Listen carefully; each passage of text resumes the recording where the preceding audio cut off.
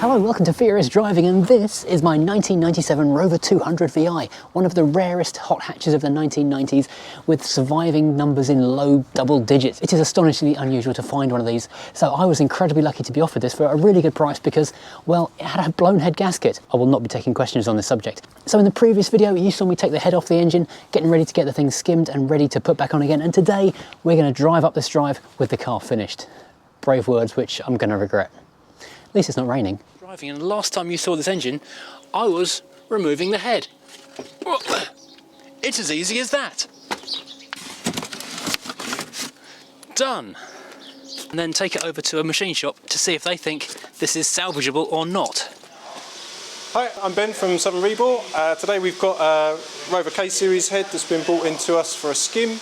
As part of the process, obviously we need to strip it apart. We have to take the cams out, you actually have to take the valves all the way out. So it's almost an entire strip of the head. Obviously, as part of doing that, when we were rebuilding it, we renewed the stem seals. The reason for that being, we always think, or we work on the theory that if you remove a valve through a stem seal, there is a strong likelihood you're going to tear the thing. For the cost of £15 to £20, we always renew them. And we gave it a skim. We took 4th thou off, which isn't too much. We generally reckon that a composite gasket would take up about 3 thou misalignment, so 4 was definitely worth doing.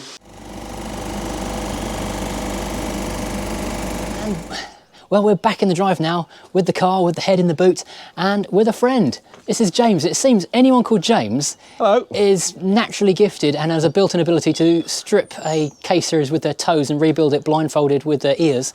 And so, James, how many K Series have you rebuilt in your life? About 200. Okay, more than enough then. Yeah, more than enough. It's been a while since I've done a 1.8 with the 2 bolts and the VVTi, but they're all pretty much the same. So so I've got a nice box of nuts and bolts and we're going to put it all back together. Excellent. Well, if you follow James's channel, it's called The Rubbish Mechanic, not because he is, like me, a rubbish mechanic. He's actually quite good, but what do you do, James? I service and repair rubbish trucks, and it's just kind of a bit of a spin on what I do for a living, and also qualified mechanic. So it's just a spin on word. I'm not a rubbish, I don't think I'm a rubbish mechanic. So well, anyone compared to me is a good mechanic. So we stand a fighting chance of getting this thing going, maybe even today. Hopefully. If we get it done by sort of mid-afternoon, we might even run up to the MOT station and see if we can MOT it. Don't push the boat out too much. Got a dream. Yeah. Well, James has already been having a poke around and he's already identified where the head gasket failed previously. He said it was about there. Yeah, it's gone on the underside. And if you can see, put it the wrong way around. But yeah, it's blown the fire ring out around the side, and it's left a good few witness marks on the top of the liner there. And it's quite common. But usually, when these cars were original, obviously the head sits on like so. But when the cars were original, they always used to, because the sealant on an original Rover gasket wasn't quite as thick as this, and it was more. That was pretty much the thickness of this tiny bit here was pretty much all you got. And as heat used to build, it used to melt the sealant, and you used to get all your oil and water mix coming into it. It was always around number 1, and it basically just turned your engine into melted ice cream. And it used to be able to wind up on the side of the road in a cloud of steam. Lovely. But not this one. This one's not this one. Number 2. Number 2. It's exciting. It is. It's not a number 1, it's a number 2. Yep. Which is what a lot of people say about Rovers anyway, which is harsh, I think. Well, you know, they're good fun. Exactly. And this will be fun in a few hours' time. Right, let's go do some fixing. Excellent. So we're going to jack up the engine, remove the engine mount to make things a lot easier, doing the water pump and what have you. Hard to get water pump bolts at the back. Yeah, do you know what, I was trying to reach them from the wheel well and it was an absolute nightmare. That's why I've lifted the engine up. Yeah, well, I didn't want to lift the engine up beforehand because I knew I was going to have to leave the car for a few weeks while the head was getting skimmed and waiting for you to come down. So it's still struggling to get in there. Thanks, Rover. Yeah. Did us proud. Yeah, because the basically, because it's a serpentine belt on the later ones, you can just I think it's a 13mm spanner. Oh, just talk it like in a real car. Yeah, like a real car. And it basically just auto tensions itself. Oh, perfect. Ready? Water pump off at last. That was quite the effort. Yeah. There we go. Well, we've got a new one of them, so. A new one of them. Been on a while. What have we got done with the last is that a Rover or is that an aftermarket? It's a Beru one. It's quite a good quality one, yeah. Well, skimped on them. That's good. There we go. Excellent. That deserves a cup of tea. Yes. Lovely. Can you get a bit of a clean up in there? A bit of a clean up, get rid of the old gasket and old head gasket debris. And something that's safe in aluminium. Just give it a good clean. Actually, there is some red goop in there. Yeah. So someone did try and... Yeah, it's just sealed it in with some... What if Why they want to do that, I don't know. leaking maybe? I don't know. I think It can't leak if it's inside, can it? I don't think so, no. Yeah. So I'll quickly pull the thermostat housing off now. It's not the right size. With the right clamp. And the dipstick tube as well. You want to be careful it don't fall out the back of the engine. Because if not, we'll be going looking for some O-rings. I don't want to do that. And just a case of getting the one underneath, undoing these two, and it'll be off. Excellent. That's good. Easy peasy. Easy peasy, we like easy peasy stuff. Possibly even lemon and squeezy. Might have to go and get some Jubilee clips if you haven't got any. Small ones. Small ones, and one for that top hose, because it's still there in spirit, but I think the threads have gone on strike. Fair enough. I've got Hylamar all over. Yeah. That's weird. Not the done thing. No. Because that sort of stuff blocks coolant passages up and... Yeah, I wonder if that's why it Maybe. failed. Maybe. It's not particularly detrimental, but you can tell it's been sat in Bailey's for a bit. But, Yeah. yeah. Old and new, so... Yeah. It's 88 degrees. That's an 88 degrees one as well, so we're all correct. This all came from Discount MG Rover supplies. Yes. So they kind of know these cars pretty intimately. So Yes, good company. So I was fairly confident all the stuff in the boxes would be the right stuff. Thermostats. I've got a little jiggle pin in. And a few of these that I used to do back in the day, when they had water leaks and were not bleeding out properly, people have put the jiggle pin up against that and bolted it back together, and usually ended up with water leaks and airlocks. So, worth noting, just put that little jiggle pin down at the bottom where it's out in the open and it can breathe. Top tip. Top tip, because they do corrode up a little bit. Yeah, just so it gets a good bond. Yeah, and so it's completely impervious to antifreeze and it won't leak, and yeah, it's always worth giving it a go. This is the black RTV instant gasket stuff. It's got to be strong to do this. Yeah, you have to put them both in together. The original ones it's a completely sealed system. And I think that's a little bit shorter, and you obviously just put them together. Yeah. So we'll just whack that back off a little bit, and hopefully we'll get the pump on in a second, and we'll probably put the head on. Yeah, we're halfway there then. Yeah. Don't you love undoing things you've just done a second before? Love doing things twice. Nothing better. There we go. New Water pump. Yeah. The challenge is getting it down the side of the block without that seal popping out. I'm glad you're doing it. So yeah, literally, there you go, nearly. Oh, nearly lost it. Nearly. I've got a little bolt. Oh yeah. A starter bolt. A starter bolt, yeah.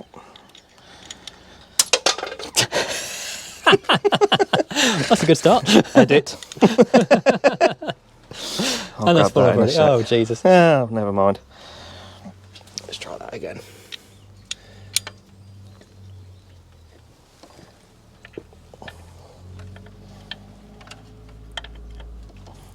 Because the cam belt cover's still in place. Oh yeah, just move it off. Take it off first. Possibly, yeah. Let me just. We should be all right at that. I think. Let me do a dummy run without the gasket. Yes, I think the later 1600 type, the cam belt cover comes off in one piece. Well, I'm really glad that the rain has come along to make this more fun than it would have been otherwise.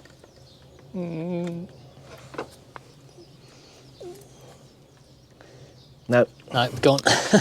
I'll put some sealant on it a little bit. A couple of little bits of sealant, and I'll recover that nut as well.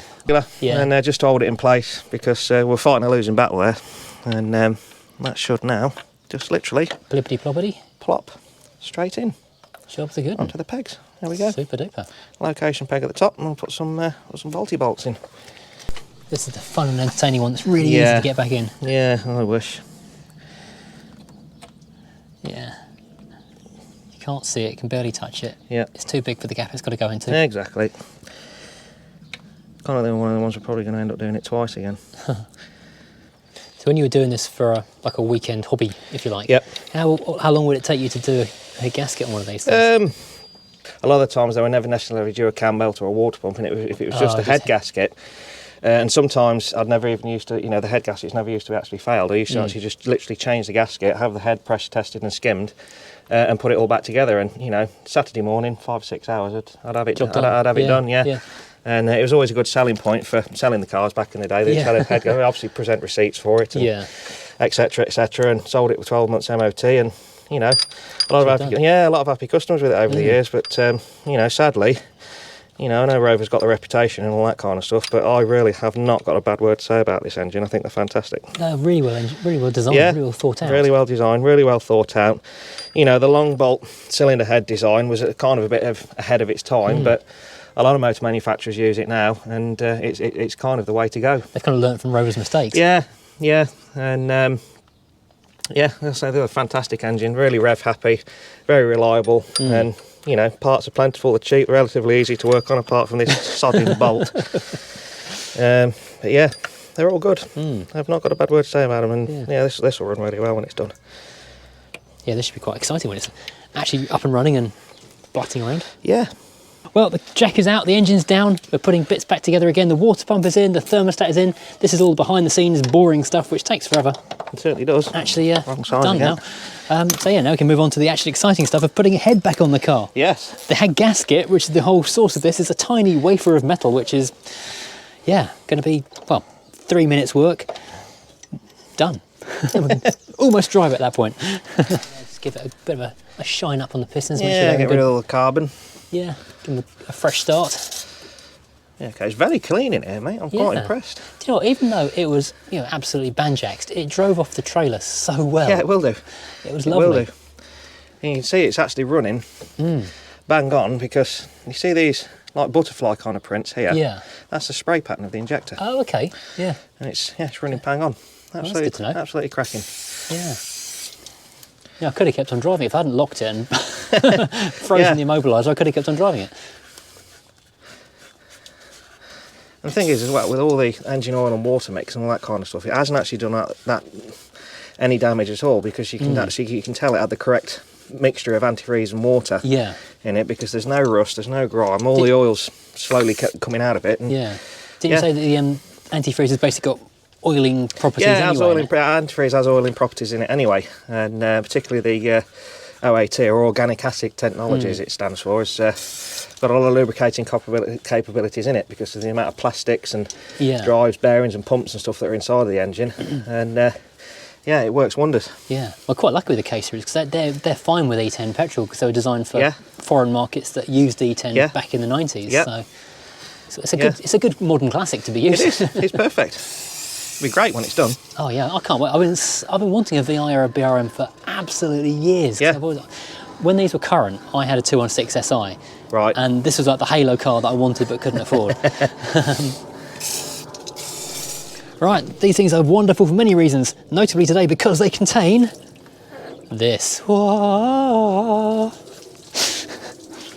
Very nice. Lovely, shiny. Yes, I've done a good job of that. Yeah, it looks really nice.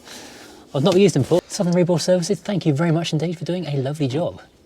Excellent, yeah, very nice job. You've probably got one more skim in that. Yeah, so this is the second skim it's had. Yeah. You reckon it wasn't warped from the first time because it looks smooth? It's because it's cleaned up uniformly. Yeah. But you see these?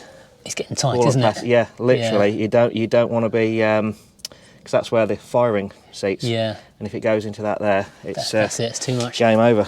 But on the plus side, though, we've got amazing compression on this engine now. We will have. Yeah. By the time it's done, and a proper gasket on it. So let's try and take the cardboard with us as well, so we can put that in there.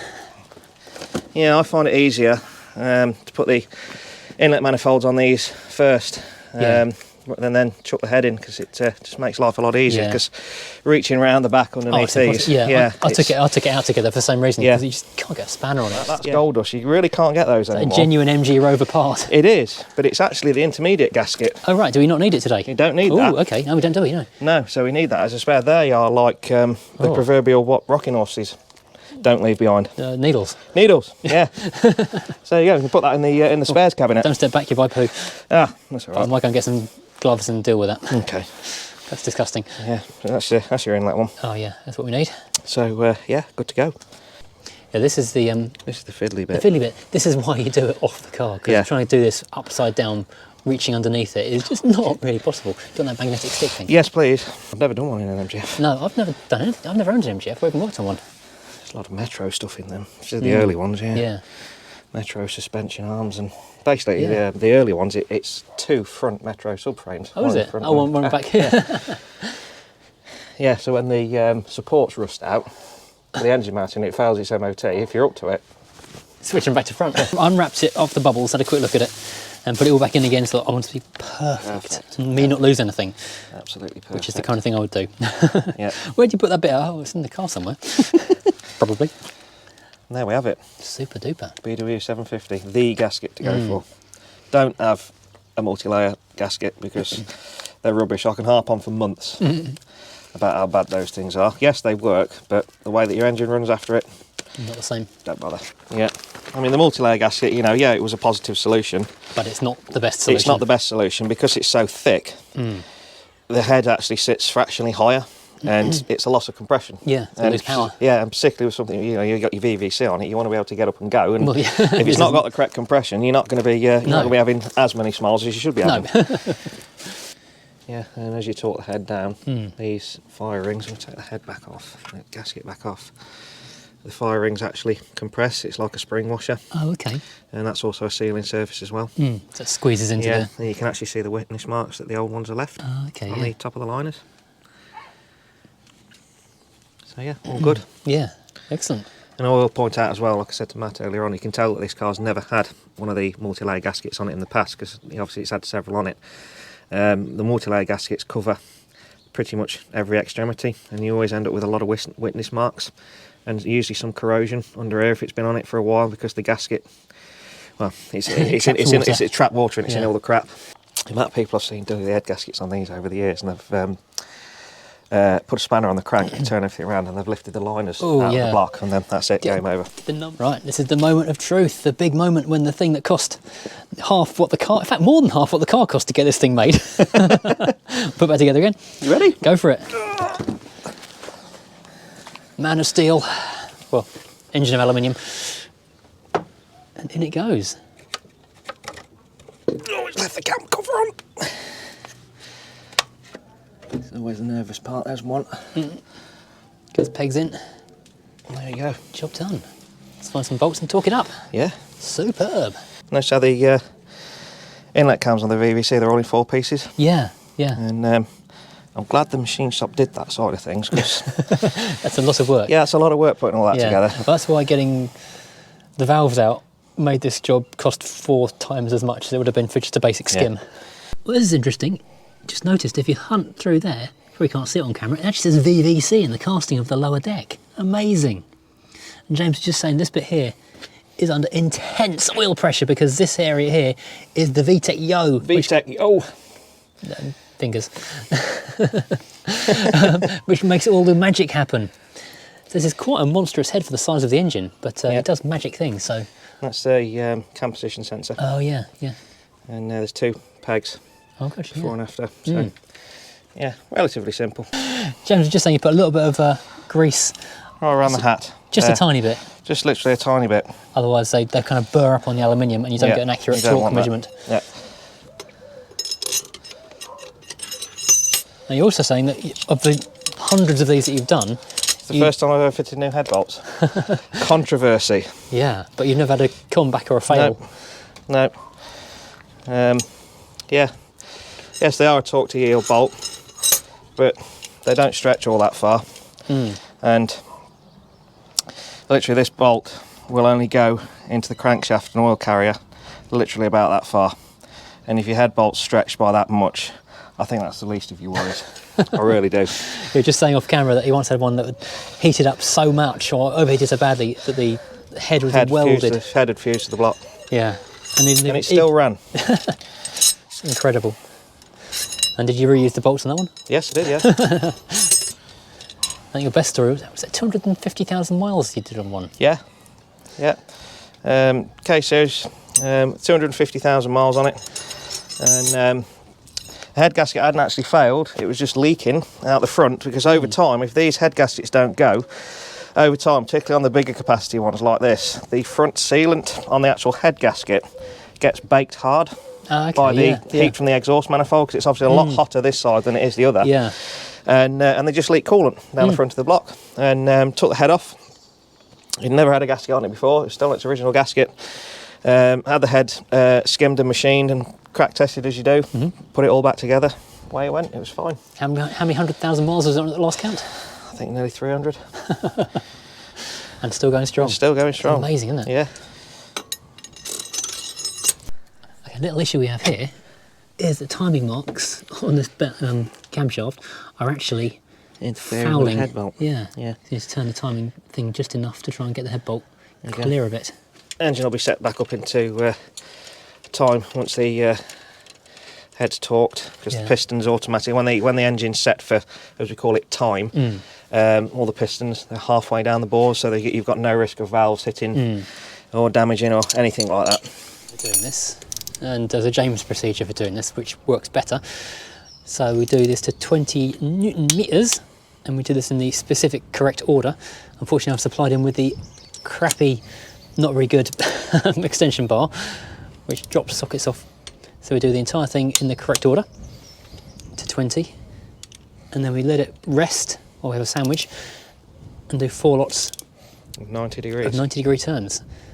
So we have to quickly revisit the early 1990s and get some Tipp-Ex to mark the bolts, and we know how far we turn them.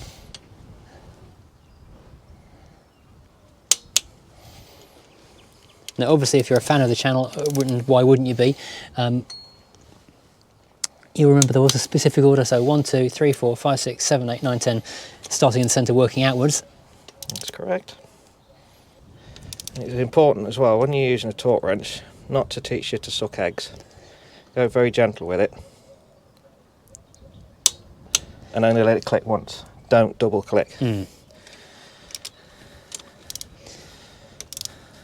when you're in that final thing, just one smooth turn, not back and forth and back and forth. So.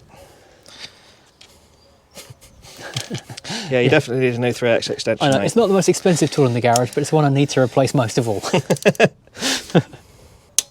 Cool. There you go. And do we let this rest for a few minutes, say? 15 minutes, we'll have a cup of tea. Okay, and let's go and get Sonny. Sweet. Squeeze the trigger and just leave it. And it works off the D20 batteries, that's off my drill. Sweet. Really handy. Right, so, going to do the 90 degrees. We had left us 15 minutes to settle. We had a sandwich. Yep. And now we've got a dial on the torque wrench there, just got to count it back. Yep. And until we get to 0.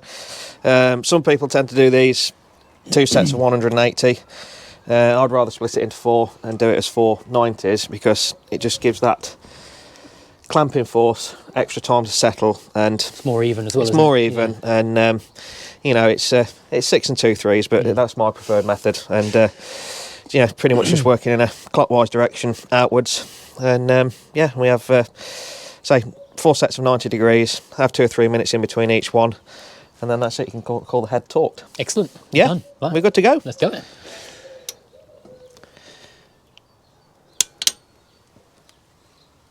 One.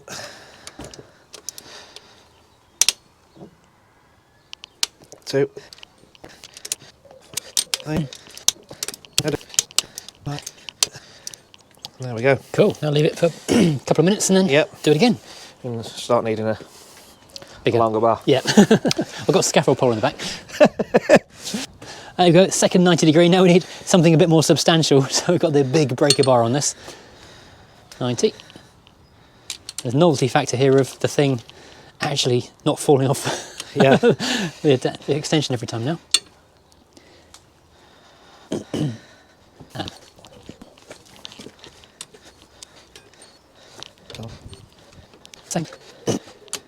So that's 2 of 4 done. You can just hear little twinky pinky sounds now as it's getting tighter and tighter. The grease just takes the edge off, otherwise you're never going to get a properly torqued head, because it will just fight it, or fight you all the way. And this is the last of 4, so off we go. Then we And after this 9 more twists, we'll have a torqued down head ready to time up and get going.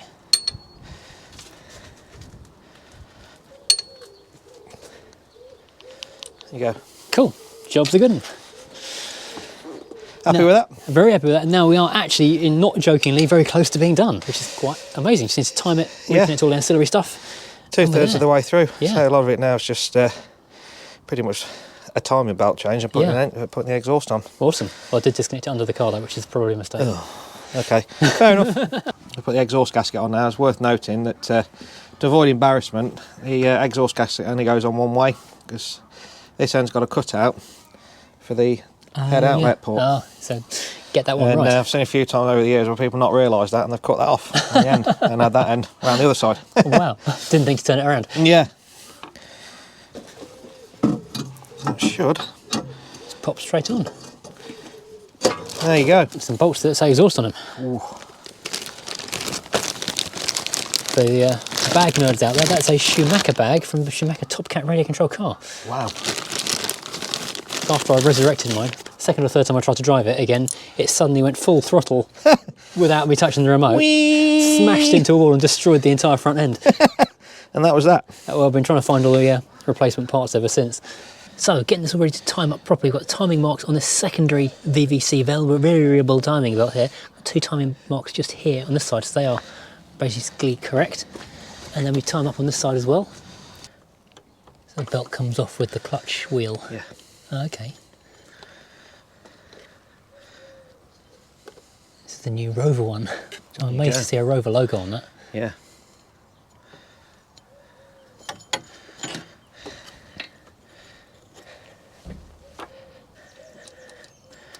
It's nice to see the Rover logo every so often, isn't it? Yeah. That happens less and less, but yeah. Yeah. Lifted the car up, lifted the engine up, and we're going to undo using the big old Draper action bar. Take off the engine mount first. Oh, okay. So we can take the engine mount off and then get the timing belt on. I cheated when I took it off by cutting it because I didn't Naughty man. The thing was, I knew the car was going to be sat for about a month or so, and so I wasn't going to be able to.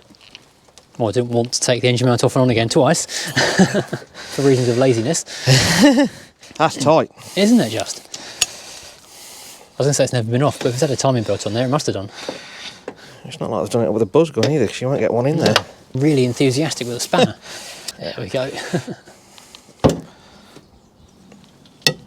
She goes. Cool. Big bolts out. Big bolts out. So we're now free and we can Pretty much. slacken that off and we can pass the timing belt through that again. I think so, yeah. Yeah. Yeah, we're good to go. Timing belt's still free. I can put that back on shortly. Because if I let that down, it's going to hit. Yep, that'd be a bad thing. But the timing's held because of that. Oh yeah, being a VVC, it's got the extra timing clamp on this end. You ready? Ready? Whee, down it goes. That's it. That's all we need. Cool.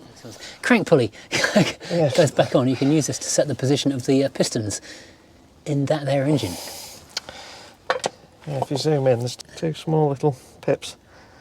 Oh, okay, and you might line them up to know that the pistons are on the correct position That's to it. set everything right. That's it. And there we are. I'm glad the head's on now. Yeah, that's quite a relief, isn't it? We've managed to find the right size Allen type socket to take the old timing belt tensioner off. The new one, looks like it was a Rover one, a genuine Rover item that somehow managed to sneak into some old stock somewhere. Yep. Goodbye. Goodbye. Yeah, what mate was that? Was, It's the original one. oh God, that's made in Great Britain Yeah. from 1997. Yeah. That's, how old is that? 24 It's the years original one old? to the car. It must have at least 2 timing belts in its life, surely. Yeah, and you're supposed to replace them every time, but Yeah. obviously not. Yeah. It's down there. Yeah, made in Yeah, Italy. made in Italy. Yeah. An Italian part going in a British car. God damn me. Hopefully it won't come over all Italian on you after Yeah. 6 months. Quickly, just roughly around the water pump, and the last thing you do is put it around the tensioner. Like so. Sure. Incredibly tightly, I mean, way more tight than I or James has ever encountered before. We've just rung up DGS just to confirm, and they say it's definitely the right part. and it definitely fits because they've fitted them themselves to other VI or VVC engines, so they know it works. It's just astonishingly tight today. So after many hours, well, a lot of minutes anyway, of faffing around with the Dayco belt that came with the kit, we think there's a manufacturing error with it because it is about 5mm too short. Even with the tensioner just slackened off to the last thread of the nut, it will not go on. So we've been down to the local car parts supplier, got a Gates one. Hooray, it's a Gates, as mechanics around the world say, because that's the stuff you want. So see if this one, does it look longer if you laid them out against each other? Yeah, that's actually visibly longer. So hopefully that'll be enough of a fraction to do the trick. Try again then. Because this is all that's basically stopping us from starting the car, apart from the many wires, plugs, wires, pipes. Putting the engine mount back on. And some lubricant and oil, water. Yeah. Apart from that, that's all that's stopping us from starting the car. So there, in a matter of what, 4 minutes? It's pretty much on. We've got that on. We spent about an hour or so trying to fight the Dayco one on. Yeah. Always by Gates belts. Yeah, can't recommend them enough. Yeah, I think I've got them on pretty much everything because most bits I get from JR and I always use Gates. Yeah. Can't fault them. Yeah. Can't fault them. Yeah, that one can go back or be filed under the bin. Yeah. Yeah. So everything else from DGMRS was really, really good. Yeah, it was. But it can't. Yeah. Unfortunately, that was just. I'm going to go manufacturing error because that's just doesn't work. It was literally about 1.5 millimetres too short in length. It physically couldn't go on. Physically would not go on. Yeah.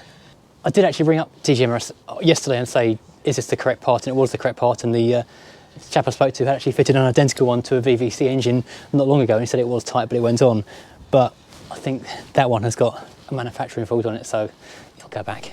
While James is lying under the car, I just want to say a quick thank you to the viewer who sent this waterproof overall in last year, I think it was, during Junk in the Trunk. But it's really windproof as well, so thank you. It's making a big difference. It's on, just tensioning up the tensioner, so that will keep it all tight and in place. So this is pretty much ready to go. Yeah, just got to bolt everything back together now. We are done. We've got an engine which hopefully will not explode itself when we turn it on. So, quick recap, set the timing on a VVC. So first, which bit do you do first, timing-wise? Well, it's a bit of a muchness really, but on a VVC I've always done it this end, but conventionally you don't cut the belt off, so it's easier to do it this end. So I'll put this end together first, and there is a tool for that, but it's not really worth using, and there's just 2 points that you've got to keep together. So I'll put that belt on there, lock that off, make sure it's all tight. In effect then, the engine is in time, but on a VVC, the inlet cam is actually in 4 pieces. So it's just, you've got to keep it on your eye to make sure nothing moves. Keep referring back to this one.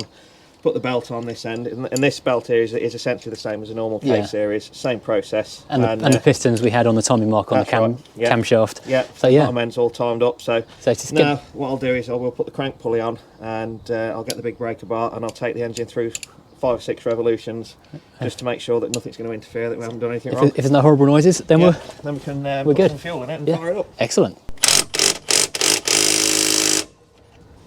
The engine rotates. Are you ready? Yeah, ready to see this?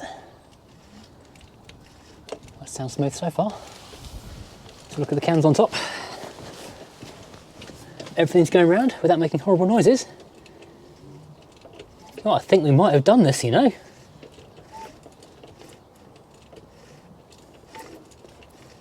This might not be a massive disaster. While we're putting the cover back on, just take a moment to appreciate the car that James came down here in today. A 2-litre twin spark 166, which has been quite interestingly breathed on in the engine department to make it rather exciting. We thought maybe we'd get a drive of it today, but obviously we're still playing this game. Right, so we've got the new rocker cover gasket in place. Yep. Can't go wrong with that. Top exhaust manifold side, easy. Sweet. Give these a little quick rinse out of these do-hard dillies. Gorse filters for the breathers. Yeah, so don't cough too much. They were full of cappuccino mush. Cappuccino Baileys. Yeah, Baileys and cream and vomit. And there we go. It looks like an engine. Rocker cover. There we go. That's a nice bag. Yeah. What came in that? Microphone came in that. The hinge is broken on here, so we've pulled this halfway up, halfway down. So every time we need anything, I have to duck under here and go and get it. And we threw everything back in here last night. So it's now a bit of an effort getting in and out the garage. I might actually try and fix this afternoon because I did get the repair kit.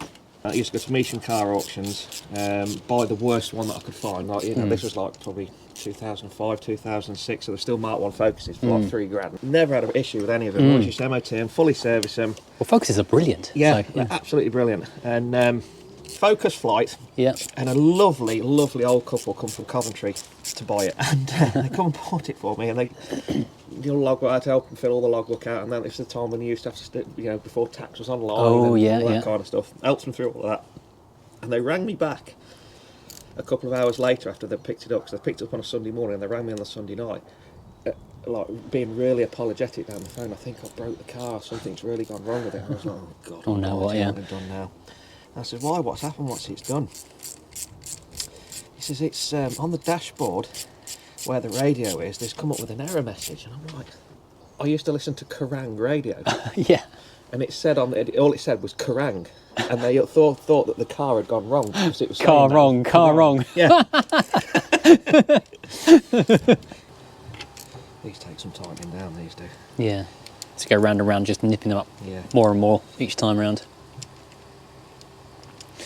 I guess that's where people go wrong. They just go and welly everything up one end after another, and then Yeah. they're not fully tightened. You've got an oil leak on your Yeah. hands, and then everything's What horrible. I say to do is, you know, once it's warmed up and that, you start using it a bit more, snip them up again. Yeah. Don't seem to have the full set of timing cover bolts, which isn't essential, but I don't remember taking them out, so we think they might have been lost along the way, which is a shame, but never mind. Sort some others out. Back on for keepers this time, although we have just noticed that the rubber dampener in the crankshaft pulley is a bit tired, so I'll show you.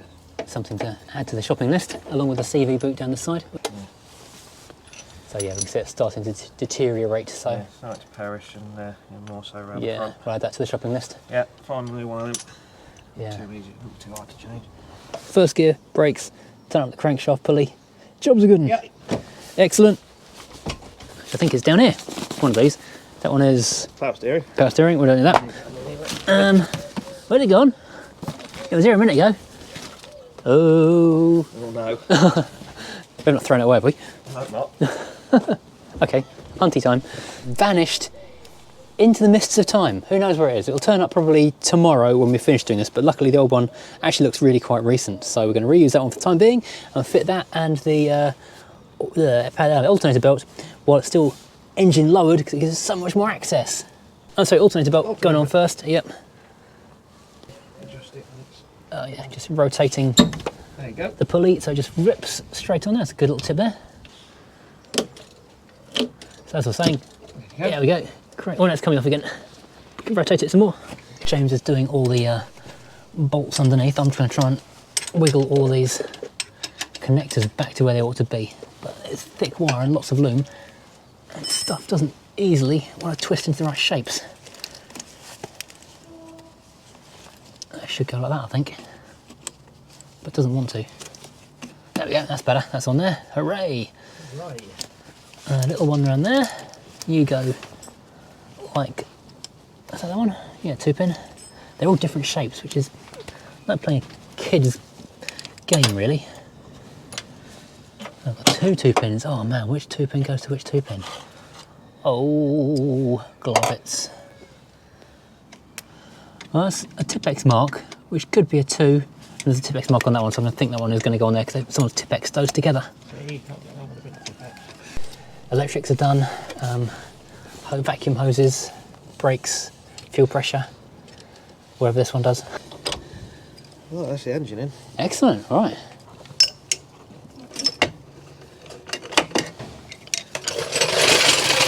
Yeah, we'll inspect this on your sleeve.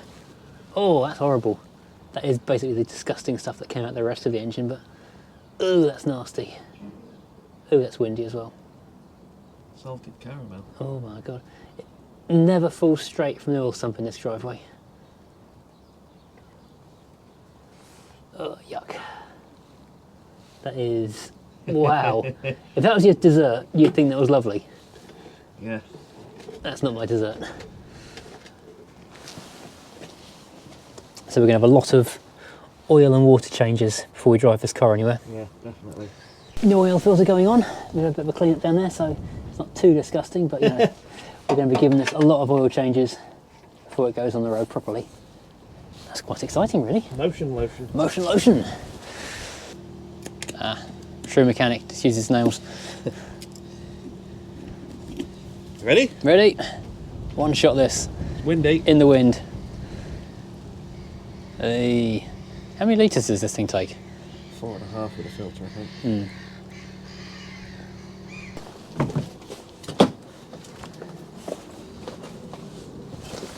Key in the ignition. Is that going to crank on? Oh, okay, got stuff. Turn the key.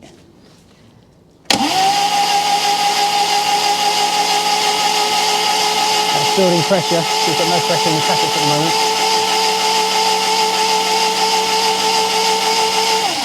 Keep going. Oh, Got some sort of a fuel leak going on. a fuel leak? Yeah. Oh, okay. Something just coming out of the cylinders, is it? Could be. It could be. I've seen someone come from. It may be coming out of that. Oh, okay. We'll give it another go and see. Yeah.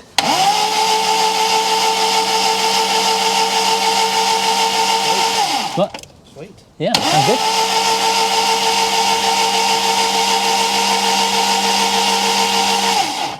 Laser spark plug. So whack these in with this rather handy magnetic 2-hardilly. What's the name? Majig. God, it's all damp from being out in the rain yesterday. Everything is soggy. Which is the best way to do stuff. Oh, that's just falling apart.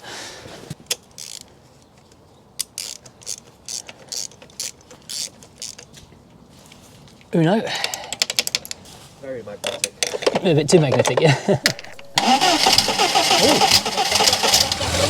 What? A bit like that noise. Unless it's just the slack coming out of that. Taking the adjustment up. Oh yeah, I suppose it could be.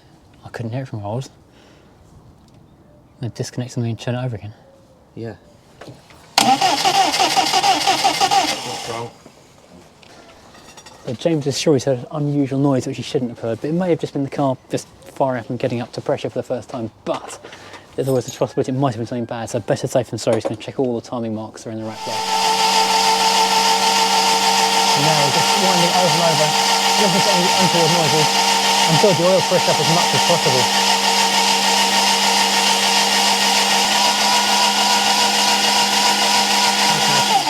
Compression.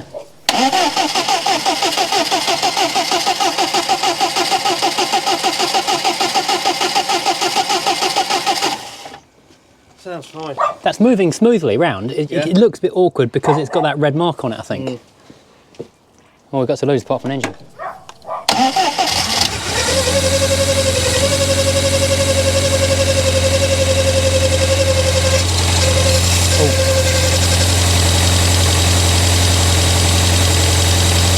Wow, that runs well apart from obviously that. Yeah. Need to get some of the correct bolts for it so it holds all away from itself. Yeah, okay. How it is this afternoon then? Yeah. That's amazing. Bit of oil and dirt burning off the exhaust, but other than that, we've got ourselves a nicely running K series there. Well done. Amazing. Thank you, James. Thank you. Brilliant. Safe and sorry. Absolutely, yeah. I was a bit worried for a minute then, but you know, I'm glad we've got it here where we are now. And that coolant and oil is going to be disgusting in about 2 minutes, isn't it? Yep. I'll wedge something in there, like a screwdriver. Just need to get a couple of correct bolts in there because I seem to be missing some correct bolts. Yep. Other than that, hooray! Hooray! We've got a running 200 VI. This is properly exciting. A couple of things we're doing to sort out before we take it on the road. At least one caliper is stuck on, which is why we couldn't push up the drive earlier. It took a real effort to do that. At least one CV boot is also knackered, so we'll get that sorted before we MOT it. And some 18-year-old tyres. The 18-year-old tyres are probably past their best, so one or two things to address. But other than that, we've got ourselves a running 200 VI. Thank you, mate. Thank you. Oh, this is such a good weekend. I'm very happy now. But I knew this was a good car because it drove off the truck so well. Yeah. It was just, it's full of, you know, semolina in the oil pan. Yeah. So no, this is amazing. We got a bit of bleed going on there.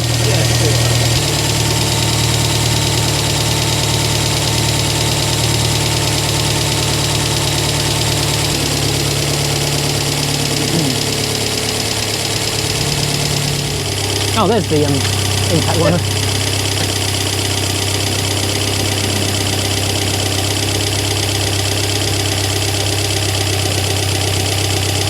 And down on its own wheels again. 2 minutes. That's actually not as bad as I was expecting. 120 miles away. Well, that's amazing. So we've run it for, how long did you run it? About 10 minutes then? Yeah, about 10 minutes then. And it's sweet as anything. It's not leaking water, it's not leaking fuel, it's not leaking oil. It's sounding good. It does a little bit rough, not rough, but you know, raucous because no air filter on there. Yeah. And the oil has, you know, cleared a fair bit of gunk out there, so we'll give that. So to everyone who says we never have a conclusion with a running car at the end of my videos, there you go. We've got a running car. Project's not completely done, but the engine works. Engine works, ready to go. Going to call that good. Right, it's going to do some tidying up quickly before my wife gets home. Yeah, Mrs. Furious will live up to her name if we're still on the drive. And James has got to get to work today. So now we can finally do our first drive in the Rover 200, the VI, at last. Up and down the drive anyway, not very far, but you know, it's a drive to drive.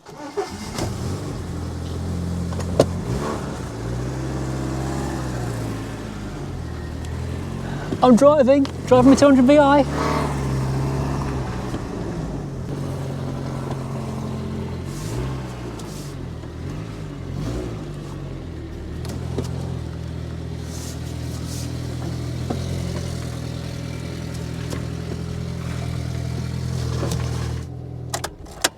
Well, this is an absolutely brilliant outcome. The 200 VI is now virtually driving. It physically does drive now. The engine runs, it's not got any leaking out of it. All the oil and water are staying in the right places. So yes, the head gasket is sorted, the head is on, the engine's back together.